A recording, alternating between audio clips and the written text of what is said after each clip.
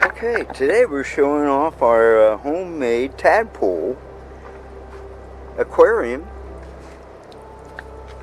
created out of a refrigerator crisper drawer. Now, I'm not sure where all these critters are, but they've been in there and growing, and they keep the algae away and mosquitoes. And there's also snails in here, but pretty small. If you can see the green